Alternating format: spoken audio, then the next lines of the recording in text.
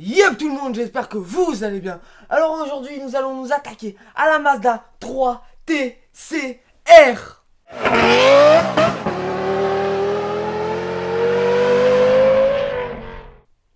Voilà, une introduction un petit peu en mode Marvel, le mec un peu en délire.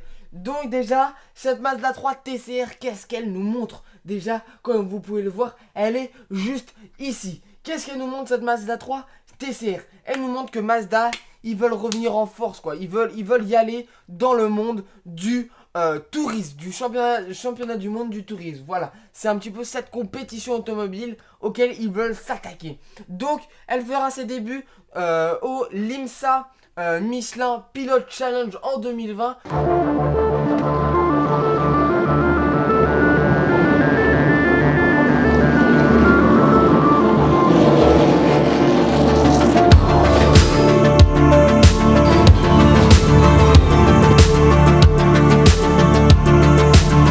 Ainsi qu'au 24 heures de Daytona.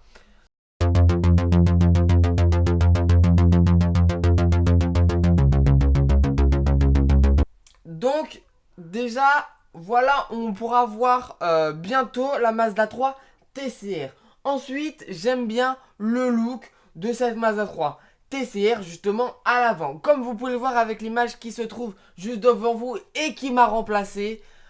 Nous voyons une calandre magnifique. Voilà, j'aime bien ce style comme celui de la i30N. D'ailleurs, petite annotation en haut à droite de la vidéo pour vous dire que ma dernière vidéo justement sur une i30N, voilà, assez gens, une voiture de plus de 300 chevaux. Si ça vous intéresse, n'hésitez pas à aller regarder. Donc on peut voir, c'est un look assez agressif, une belle calandre, un énorme aileron à l'arrière pour un énorme appui aérodynamique sûrement, qui sera couplé ou qui y aura une petite fusion pour un meilleur appui au sol avec les pneus Michelin ainsi qu'un bon gros freinage avec des freins Brembo, des belles roues à 6 dents, voilà j'appelle ça des dents moi, les espèces de barres, voilà à 6 dents qui font quand même un look assez agressif.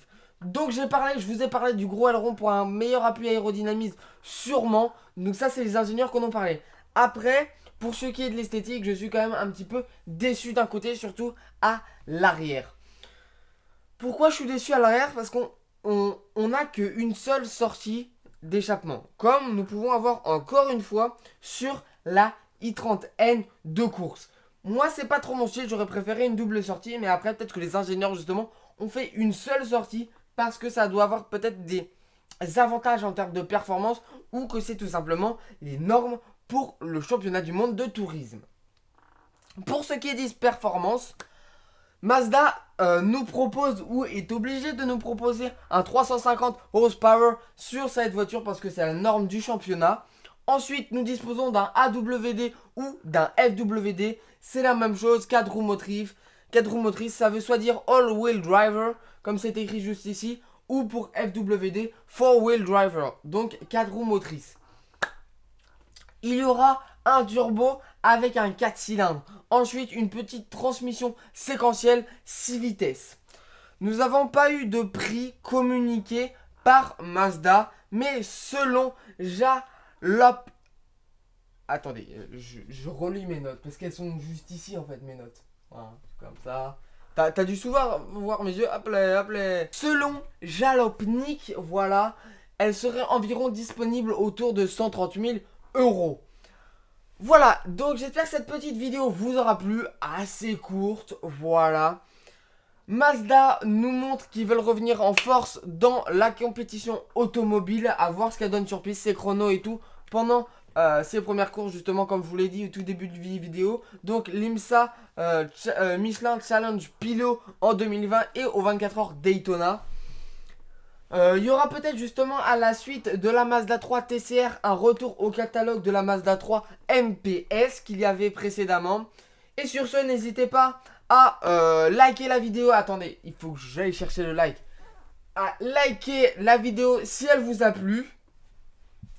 À vous abonner. Et... attends, elle est où? Attends, ah oui, non.